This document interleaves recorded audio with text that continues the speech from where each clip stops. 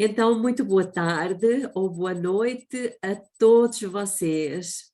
São todos muito bem-vindos. Eu reparo que temos aqui muitas caras novas.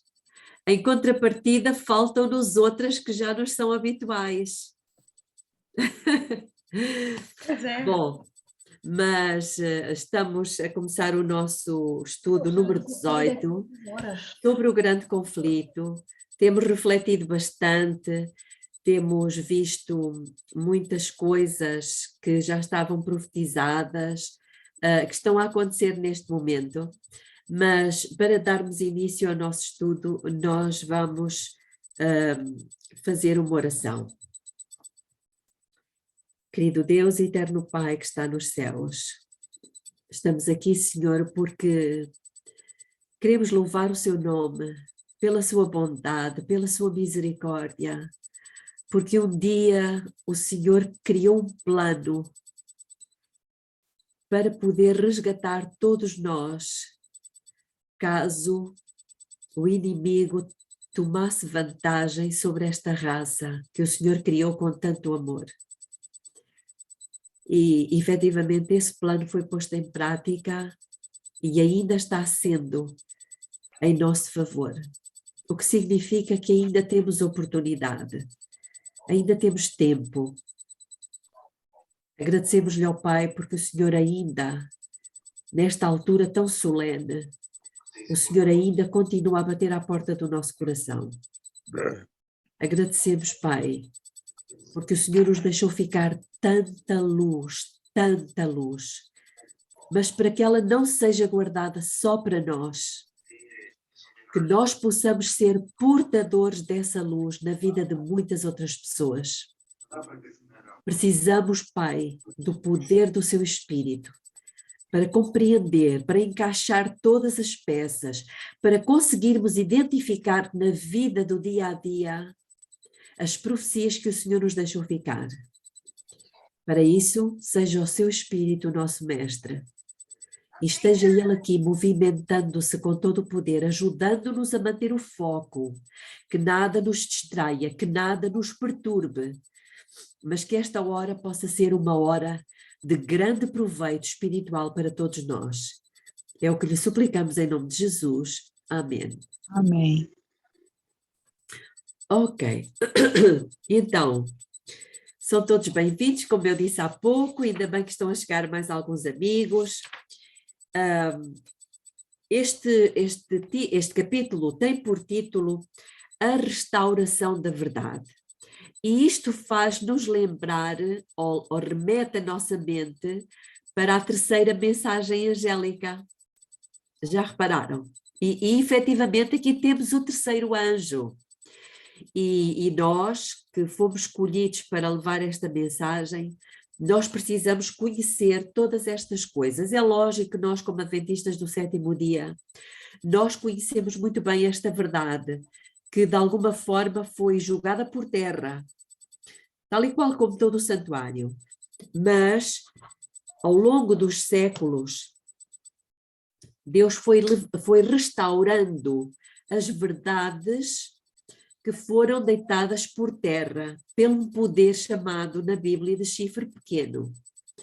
Ou seja, este poder deste sistema que se coloca no lugar de Deus e que aceita a adoração, aceita que as pessoas se curvem diante dele.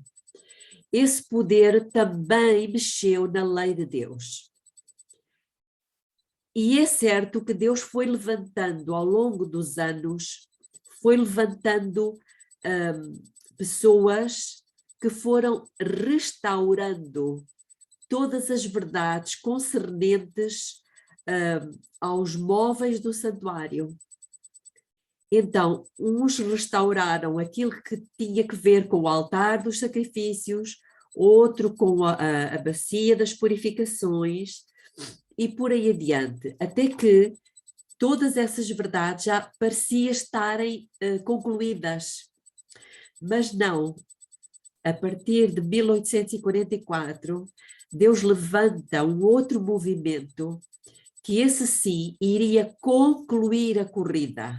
Nós somos aqueles que vamos terminar a corrida. Nós recebemos o testemunho de outros, mas faltava a restauração de determinadas verdades.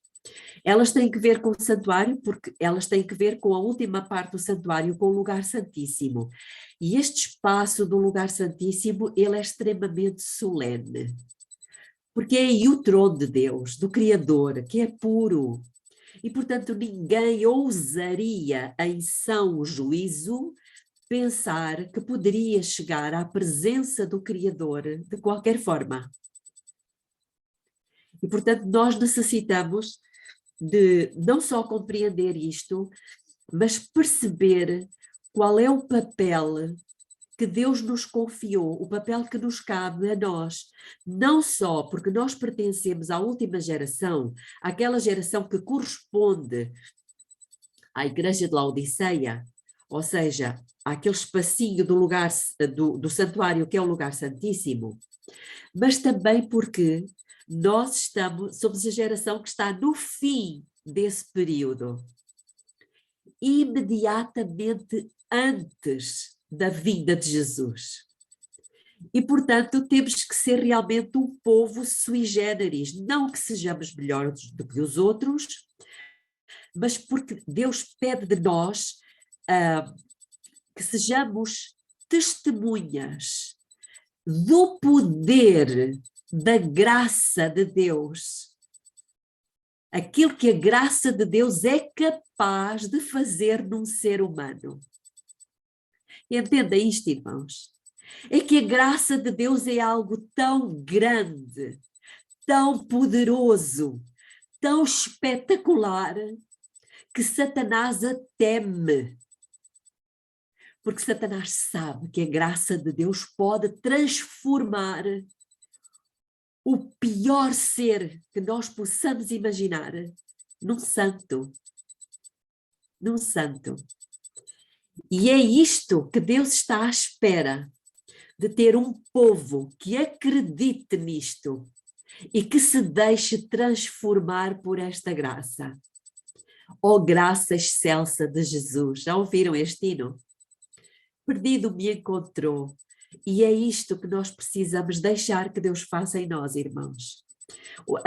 A palavra de Deus tem um poder extraordinário. Nós dizemos isto, mas nós temos que mostrar isto, deixar que Deus mostre ao universo. Aliás, Ellen White tem uma citação em que ela refere o facto de Satanás ficar de boca aberta e sem reação diante destas transformações assombrosas que Deus está fazendo. Irmãos, isto é maravilhoso. Nós vermos como realmente Deus está transformando as pessoas, é inacreditável. E, portanto, esta restauração da verdade é aquilo que Deus quer.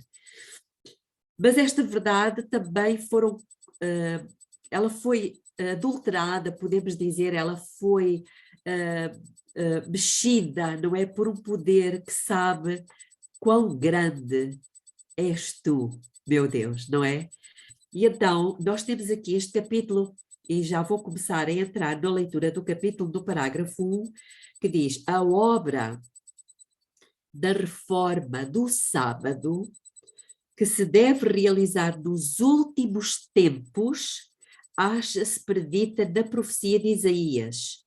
A profecia que diz o seguinte: assim diz o Senhor, mantendo o juízo e fazei justiça, porque a minha salvação está prestes a vir e a minha justiça a manifestar-se. Encontra-se em Isaías 56, versículo 1, 2, 6 e 7. Bem-aventurado o homem que fizer isto, e o filho do homem que lançar mão disto, que se guarda de profanar o sábado, e guarda a sua mão de perpetrar algum mal. Aos que amarem o nome do Senhor. Irmãos, isto é muito importante. Amar o nome do Senhor, amar a verdade. Sendo deste modo servos seus, todos os que guardarem o sábado, não o profanando, e os que abençoarem o meu concerto, perdão, os que abraçarem o meu concerto, também os levarei ao meu santo monte e os festejarei na minha casa de oração. Irmãos, são palavras que se aplicam, acima de tudo, aos 144 mil. E nós temos todas as condições para fazer parte dos 144 mil, apenas por um motivo, um único, porque estamos vivos. E os 144 mil são aqueles que não passarão pela morte, serão trasladados sem ver a morte. Mas eles dizem aqui nesta citação que lemos de Isaías, eles mantêm o juízo. Isto é muito significativo. E fazem justiça, e porque Deus diz, farei justiça, porque a minha salvação está prestes a vir e a minha justiça a manifestar-se. E depois diz, um pouco mais à frente, aqueles que amam o seu nome, que guardam o sábado, não o profanando, e abraçam o seu concerto, Deus promete levá-los ao seu santo monte. E nós encontramos isso exatamente em Apocalipse, falando dos 144 mil. Ou seja, a restauração do sábado, essa restauração precisa ser feita por pessoas que elas próprias já foram restauradas. Entendem? Para se santificar o sábado, só alguém que já foi santificado. Do contrário, não é possível. Porque é uma experiência. Então, eu gostaria de ler-vos aqui, falando deste tempo, no livro Eventos Finais, no capítulo 10. Eu vou ler logo no início, que diz: um tempo de angústia antes que termine o tempo da graça. Irmãos, isto é exatamente o tempo em que nós estamos. A iniciarmos um tempo de angústia antes que termine o tempo da graça. Então diz assim: ao início do tempo da angústia, fomos cheios do Espírito Santo, quando, ao sairmos para proclamar o sábado mais amplamente. Então isto tem a ver com a restauração do sábado, a proclamação do sábado de uma forma mais ampla, não só de boca, mas de vivência, de testemunho. Porque não é só o facto de irmos à igreja, irmãos. Há muitos que vão à igreja e que supostamente guardam o sábado, mas nós sabemos que na sua mente, na sua vida, eles não estão guardando o sábado, porque eles não estão santificando. E por isso não podem santificar o dia. Então, aqui diz que, reparem, ao início do tempo da angústia, segundo, fomos cheios do Espírito Santo, quando, ao sairmos, tem que haver uma ação da nossa parte, uma proação, para proclamar o sábado mais amplamente. E no parágrafo seguinte, ou seja, estou a ler no capítulo 10 de Eventos Finais, na página 143, parágrafo 1 e parágrafo 2, diz assim: o início do tempo de angústia ali mencionado não se refere ao tempo em que as pragas começarão a ser derramadas, mas a um breve período pouco antes, enquanto Cristo está no santuário. Então digam-me, não é hoje? Exatamente. Então este período refere-se precisamente ao tempo em que o sábado vai precisar de ser mais amplamente proclamado. Irmãos, temos aqui muitas coisas neste capítulo, não queria perder muito tempo com considerações minhas, e por isso vamos para o parágrafo 3 do grande conflito. O Senhor ordena, pelo mesmo profeta, liga o testemunho, sela a lei entre os meus discípulos.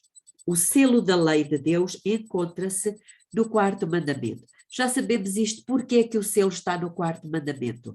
Não está em todos os outros, porque se os irmãos forem pegarem todos os outros mandamentos, eles podem ser aplicados a qualquer Deus. podem ser aplicados à vaca, na Índia, podem ser aplicados à cebola, porque existem os adoradores da cebola, podem ser aplicados a qualquer Deus, é verdade, por mais incrível que pareça. Mas o único que não pode ser aplicado a nenhum outro Deus mais é o sábado. Por quê? Porque nos diz que o sábado é o que tem a marca, porque ele fala no nome, fala na função da pessoa e no território. E o mandamento diz assim, nós deveríamos saber este mandamento de cor, irmãos, porque é um mandamento que tem que ser restaurado. E o mundo espera para ver isto. O mandamento diz como? Lembra-te do dia de sábado para o santificar. 6 dias trabalharás e farás toda a tua obra, mas o 7º dia é o sábado do Senhor teu Deus. Então aqui temos o nome, o Senhor teu Deus. Não farás nenhuma obra, nem tu, nem teu filho, nem tua filha, nem teu servo, nem tua serva, nem o teu animal, nem o estrangeiro que está dentro das tuas portas. Porquê? Porque em 6 dias fez o Senhor os céus, a terra, o mar. Então, já temos aqui o nome, que é Deus, já temos a função, o Criador, porque Ele fez, e o território, o que é que Ele fez? O céu, a terra, o mar e as fontes das águas. Portanto, abençoou o Senhor o dia de sábado e o santificou. O que é que Deus nos está a dizer aqui? Ele está-nos a chamar, o dia de sábado, está-nos a mostrar quem é o Deus a quem nós adoramos. Ele é o Criador de todas as coisas, inclusive é o nosso próprio Criador. E nós o aceitamos assim, e o que é que nós fazemos com isso? Nós somos conhecidos, irmãos, infelizmente, somos conhecidos por muitas pessoas como sendo aqueles que não fazem nada no dia de sábado. É triste. Não foi esse o exemplo que Jesus nos deixou, foi? Não. O sábado é o dia da bênção, é o dia da cura, é o dia da restauração. É o dia que nós deveríamos vivê-lo como Jesus o viveu. E Jesus sabemos que tinha por costume ir à igreja ao sábado. Ok, então até aí tudo bem. Mas depois o que é que ele fazia ao sábado? Ele curava, ele aliviava, ele abraçava, ele animava. E que utilidade temos nós no sábado, irmãos? Somos úteis para alguma coisa? Eu não sei se somos.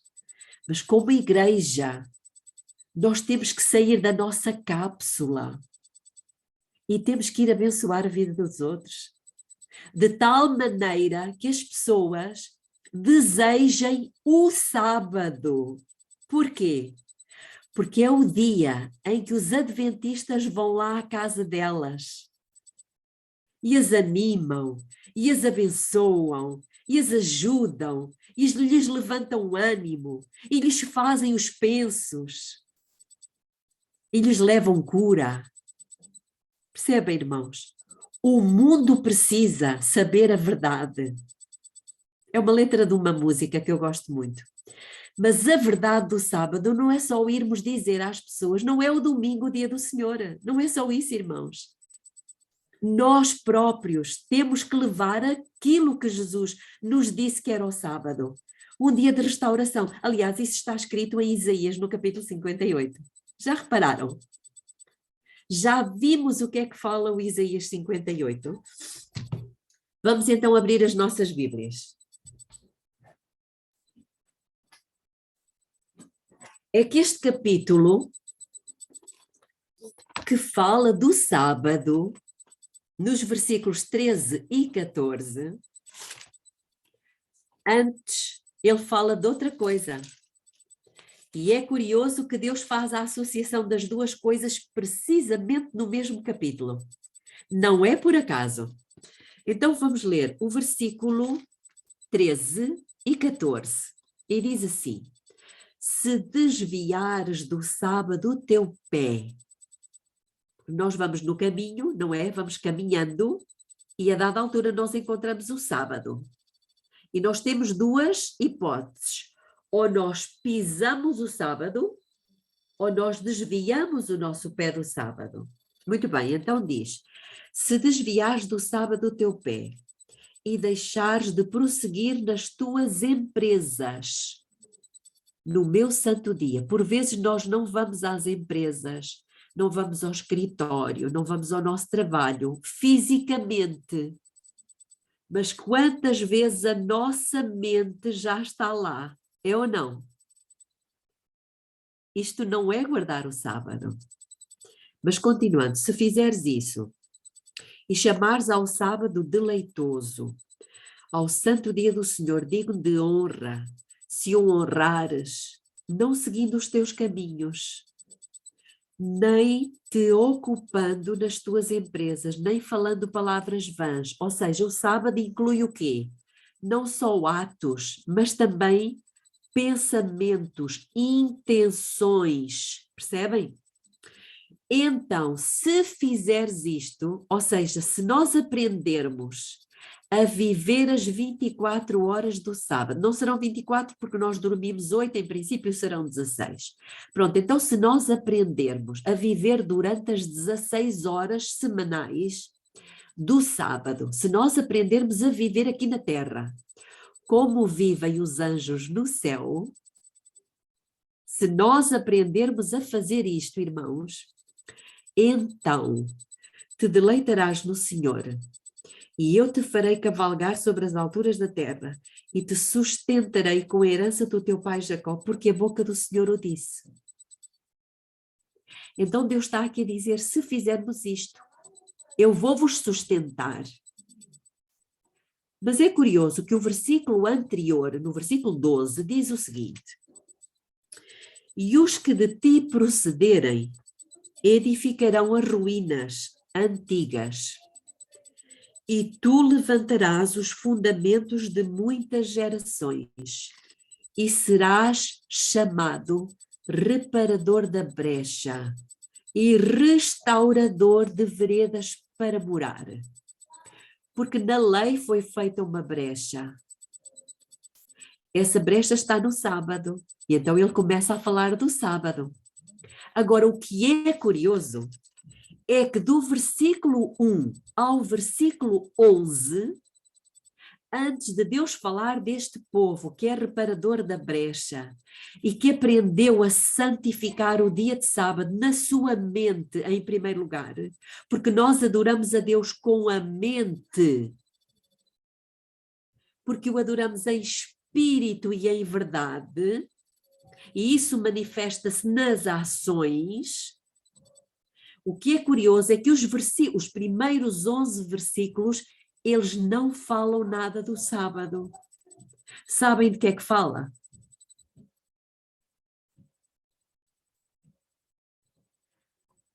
Vamos ver o que é que fala. Não vamos ler tudo. Vamos ler a partir do versículo 6. Acaso não é este o jejum que eu escolhi? Que soltes as ligaduras da impiedade. Ou seja, deixa de ser ímpio. Deixa de ser ímpio e viveres para ti mesmo, egoisticamente, para o teu próprio prazer, querendo que todos te sirvam, que todos se curvem diante de ti. Para com isso, é o que Deus está a dizer. Que desfaças as ataduras do jugo. Muitas vezes colocamos jugos sobre as outras pessoas. E que deixes ir livres os oprimidos. E despedaços todo o jugo. Agora Deus começa a dizer: porventura não é também que repartas o teu pão com o faminto? Mas, irmãos, repartir o pão com o faminto não é para depois irmos dizer que fizemos isto e aquilo, e que demos isto e que demos aquilo, e que ajudamos muita gente. Não. É sem que ninguém saiba. Não é que repartas o teu pão com o faminto e recolhas em casa os pobres desamparados? Recolher em casa os pobres desamparados, isso tem alguma coisa a ver com o sábado? Tem tudo a ver com o sábado. Porque está no mesmo capítulo, irmãos. O sábado deve ser para isto. Para recolher em casa os desamparados, que vendo o nu o cubras e não te escondas da sua carne. Então, Deus diz, se fizeres isto, romperá a tua luz como a alva e a tua cura apressadamente brotará. Ou seja, vai ser uma coisa repentina quando nós passarmos a ser úteis, quando nós passarmos a ser veículos de cura, de bênção, condutos. Irmãos, lembram-se da visão de Zacarias, que fala das oliveiras, em que ele vê duas oliveiras e depois vê uns condutos que elas iam alimentando o candelabro no santuário. Ellen White diz que os condutos somos nós, para iluminar a vida dos outros, para levar cura. O azeite é cura. Então aqui diz-nos: e a tua cura apressadamente brotará, e a tua justiça irá diante de ti, e a glória do Senhor será a tua retaguarda. Então, irmãos, quando e só quando nós nos dispusermos a trabalhar para os outros, se mais não fora no sábado, porque o sábado é para isto mesmo, é para sermos uma bênção, então clamarás e o Senhor te responderá. Gritarás e ele dirá: eis-me aqui. Se tirares do meio de ti o jugo, o estender do dedo,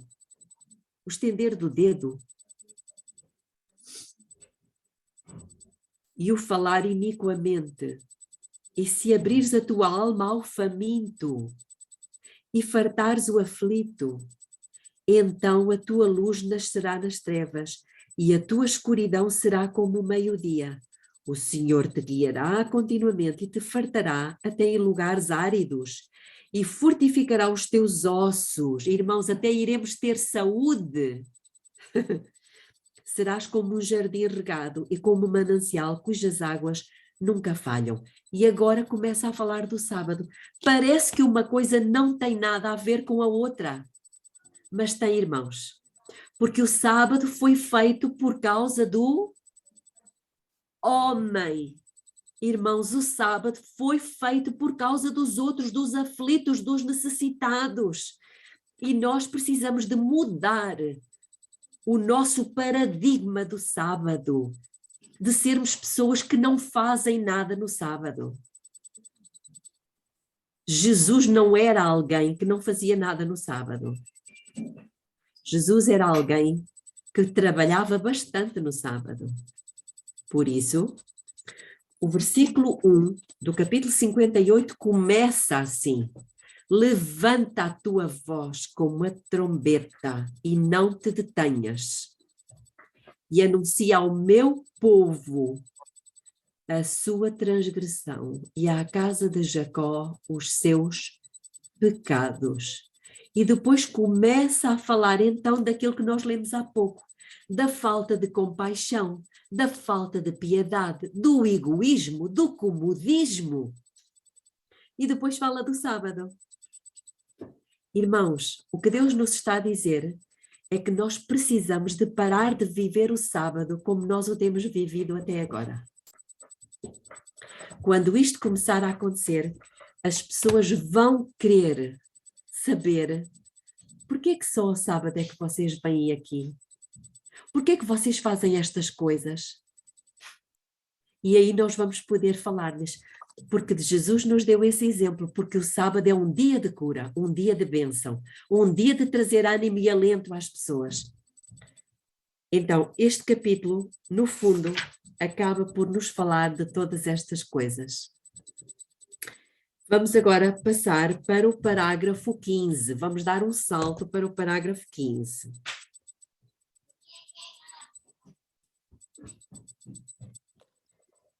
Para refutar esses argumentos, era o bastante citar os ensinos das Escrituras e a história do trato do Senhor para com o seu povo em todos os tempos.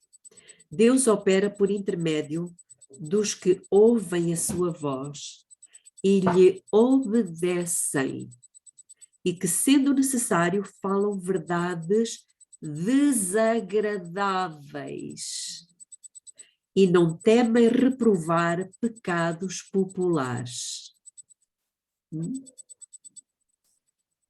A razão porque ele não escolhe mais vezes homens de saber e alta posição para dirigir os movimentos da reforma é o confiar a eles nos seus credos, nas suas teorias e sistemas teológicos, e não sentirem a necessidade de ser ensinados por Deus. Unicamente os que têm ligação pessoal com a fonte da sabedoria são capazes de compreender e explicar as Escrituras.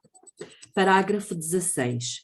A maioria dos adventistas rejeitou as verdades atinentes ao santuário e à lei de Deus. Muitos também renunciaram à fé no movimento adventista, adotando ideias errôneas e contraditórias acerca das profecias que se aplicavam àquela obra. Alguns foram levados ao erro de fixar repetidas vezes um tempo definido para a vinda de Cristo. A luz que então brilhava do assunto do santuário ter-lhes-ia mostrado que nenhum período profético se estende até ao segundo advento, que o tempo exato para essa ocorrência não está predito. E nós sabemos, irmãos, que, vamos dar um saltinho um pouco mais à frente, que não é da vontade de Deus que exista a marcação de dia e hora, mas é-nos exigido saber o tempo. E o tempo está cumprido, irmãos. Sabiam que o tempo está cumprido?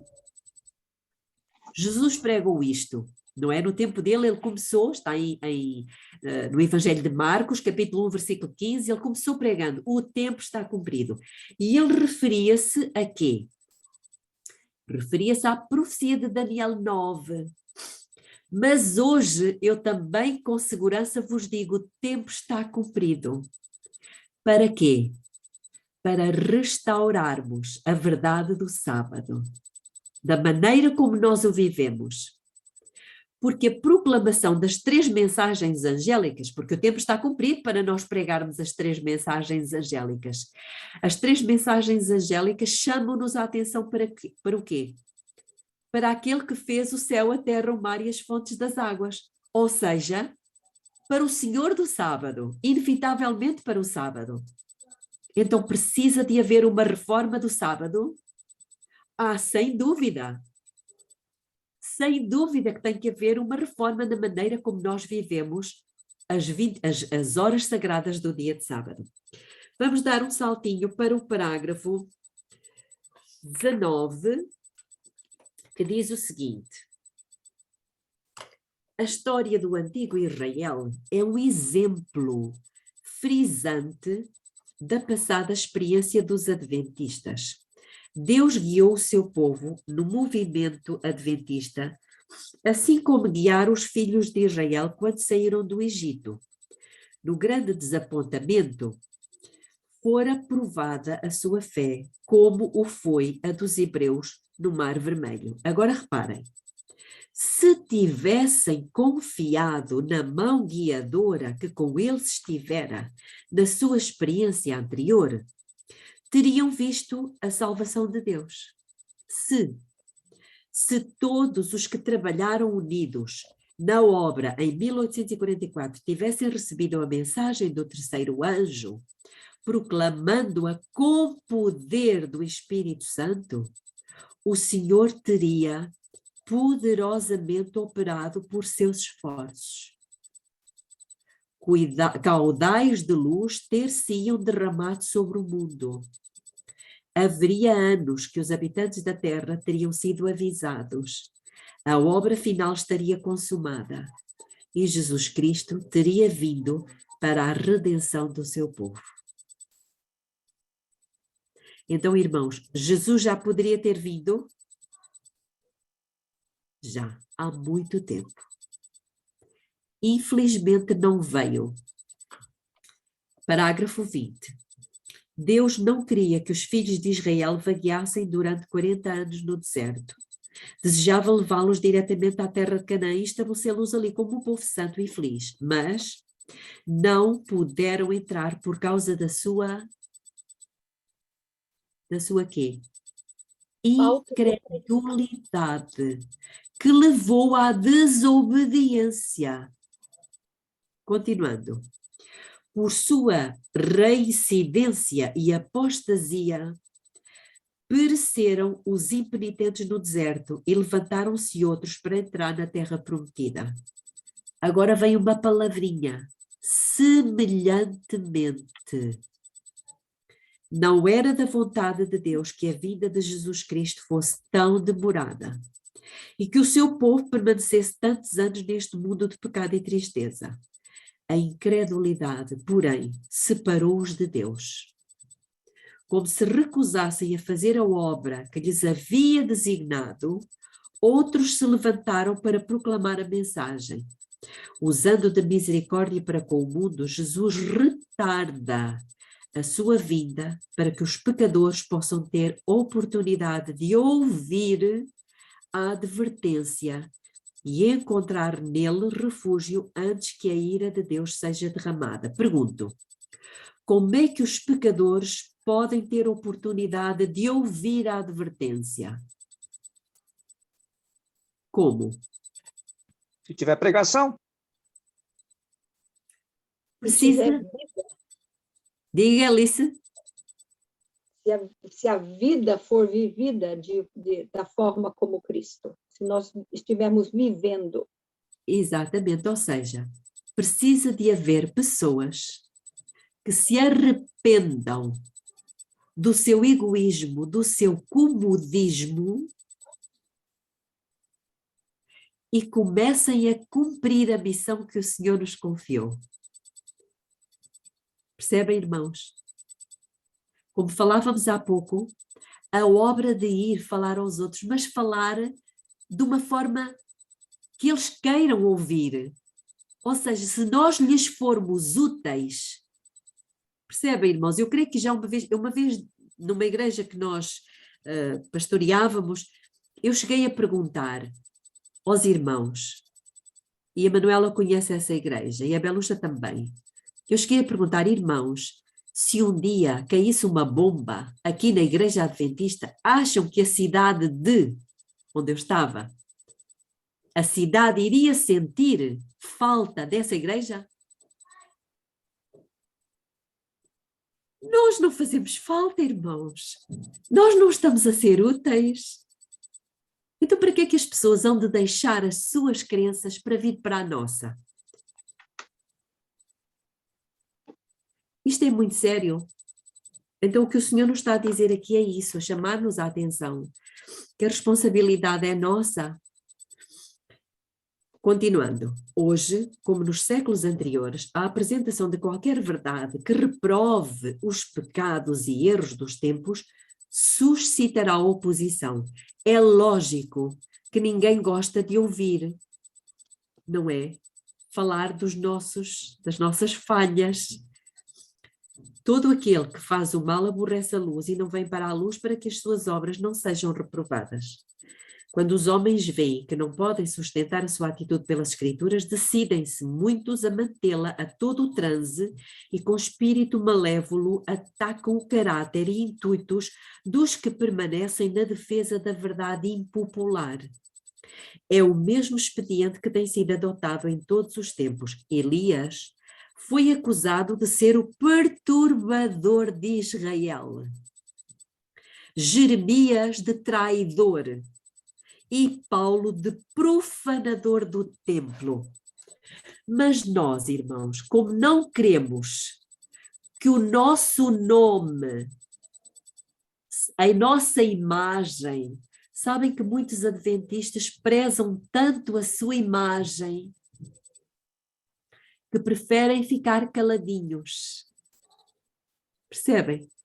Ficar caladinhos, para que a sua imagem não seja denegrida. Mas não nos importamos que a imagem de Jesus tenha sido colocada. da maneira como foi e tenham dito que ele era uma vergonha. Irmãos, nós temos que ter prazer em seguir nos passos de Jesus. Então agora vamos dar um salto para o parágrafo seguinte. Em vista disto, qual é o dever do mensageiro da verdade? Que somos nós, irmãos, somos nós. Agora vamos entrar aqui no ponto. Qual é o dever do mensageiro da verdade? Concluirá ele que a verdade não deve ser apresentada, visto que muitas vezes o seu único efeito é levar os homens a evadirem-se dos seus requisitos ou a eles resistir? Não. Ele não tem mais motivos para reter o testemunho da palavra de Deus, porque este levanta oposição do que tiveram os primitivos reformadores. A confissão de fé feita pelos santos e mártires foi registada para benefício das gerações que se seguiram, para infundir coragem nos que hoje são chamados a estar de pé como testemunhas de Deus. Receberam graça e verdade não para si apenas, mas para que, por seu intermédio, o conhecimento de Deus pudesse iluminar a terra. Tem Deus proporcionado luz aos seus servos nesta geração? Então, devem eles deixá-la brilhar no mundo. Irmãos, Deus nos disse que nós éramos a luz.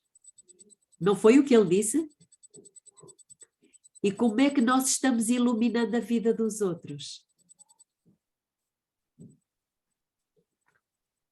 Antigamente o Senhor declarou a alguém que falava em seu nome: a casa de Israel não te quererá dar ouvidos, porque não me querem dar ouvidos. Não obstante, disse ele, tu lhes dirás as minhas palavras, quer ouçam, quer deixem de ouvir. Sabem a quem é que Deus deu esta ordem? A quem foi? Não. Foi a um profeta. Ao profeta Ezequiel, exatamente. Agora, quando nós lemos o profeta Ezequiel, vamos abrir no livro de Ezequiel, isto é muito importante, no capítulo 33. Capítulo 33 de Ezequiel. Eu pedi a um de vós, por favor, que abrisse o micro e que lesse o versículo 7. Ezequiel 33, 7. A ti, pois, ó filho do homem, te constituí por atalaia sobre a casa de Israel. Tu, pois, ouvirás a palavra da minha boca e lhe anunciarás da minha parte. A minha diz, da minha parte, dá-lhes aviso. Obrigada, Arminda. Nada não. Quando Deus está aqui a dizer, quanto a ti, ó filho do homem, quem é esse ti? Somos nós. Exatamente, és tu, Manuela. Claro. És tu, Arminda. Arminda, Deus está a falar conosco. Ilonka, Cleonice e Manuela. Deus está a dizer, quanto a ti, Belinha, eu te constituí por atalaia sobre a casa de Israel. Portanto, ouve da minha boca a palavra e da minha parte dá-lhes aviso. Está na altura de darmos aviso, irmãos. Eu não sei se os irmãos estão muito bem ao corrente do que é que está a acontecer. Está vindo a guerra. Está vindo a fome. A identidade digital, a União Europeia, tem o projeto de começá-la na União Europeia este ano em setembro. Os créditos sociais vão entrar. E nós precisamos dar o aviso a todos nós. Continuando. Tanto quanto as oportunidades o permitam, Cada um que haja recebido a luz da verdade se encontra sob a mesma responsabilidade solene e terrível em que esteve o profeta de Israel, a quem viera a palavra do Senhor dizendo: a ti, pois, ó filho do homem, te constituí por atalaia sobre a casa de Israel. Tu, pois, ouvirás a palavra da minha boca e lhe anunciarás da minha parte. Parágrafo seguinte. O grande obstáculo, tanto para a aceitação como para a promulgação da verdade, é o facto de que isto implica o quê? Incômodo e vitupério, ou seja, vergonha. E muitos de nós não estamos dispostos a passar vergonha por amor da verdade. Mas Deus tem um povo, irmãos. Deus tem um povo que ama a verdade de tal maneira que não se importam de passar vergonha. A Bíblia diz, em 2 aos Tessalonicenses, e esse iníquo, cuja vinda é segundo a eficácia de Satanás, com todo o poder e sinais e prodígios de mentira para os que perecem. Por que é que eles perecem? Porque não receberam o amor à verdade para serem salvos. Então não basta termos a verdade, nós temos a verdade, mas precisamos amar a verdade mais do que a nossa própria vida, mais do que a nossa própria imagem, mais do que a nossa própria honra, irmãos. Isso foi o que o Senhor Jesus fez. Não se importou de passar pela vergonha, irmãos. Eu quando penso, irmãos, ele estava pregado numa cruz, de pés e mãos. E sabem o que é que lhe fizeram? Despiram-no. Que vergonha que ele deve ter sentido. Que vergonha, irmãos. Suportou a vergonha por nós. Nós não nos queremos voluntariar para seguir os seus passos? Acham que somos dignos? Continuando. Neste mesmo parágrafo, mas isto não dissuade os verdadeiros seguidores de Jesus Cristo. Amém. Então Deus tem um povo. Estes não esperam que a verdade se torne popular. Estando convictos do dever, aceitam deliberadamente a cruz. Irmãos, que bonito. Vou ler mais um pouco só. Contando juntamente com Paulo, que a nossa leve e momentânea tribulação produz para nós um peso eterno de glória muito excelente. Tendo como alguém da antiguidade por maior riquezas o vitupério de Cristo do que os tesouros do Egito. Vamos terminar. Unicamente, olhem a palavrinha, os que de coração se fazem servos do mundo, qualquer que seja a sua profissão religiosa, é que agem em matéria de religião por expedientes, por esquemas, em vez de princípios. Devemos escolher o direito, porque é direito, e com Deus deixar as consequências. A homens de princípios, fé e ousadia deve o mundo as grandes reformas.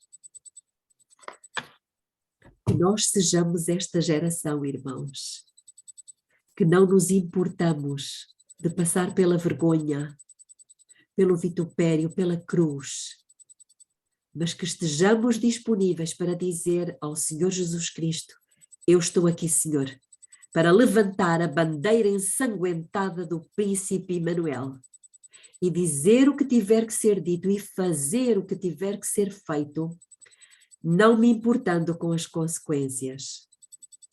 Vamos orar. Querido Deus e Pai que está nos céus, ó Pai, nós queremos ser essas pessoas que não terão em consideração a sua própria imagem, a sua própria honra, mas que estão dispostas a seguir Jesus. Como nós cantamos, a Jesus seguir eu quero, aonde for o seu querer. mesmo que seja até à cruz. Dê-nos o poder do seu Espírito, Pai, porque neste momento ainda não estamos 100% disponíveis, mas dê-nos o seu Espírito, incendeie os nossos corações, conceda-nos a graça de seguirmos a Jesus nesta última batalha que temos para travar. Que o Senhor nos conceda a sua bendita graça, em nome de Jesus. Amém.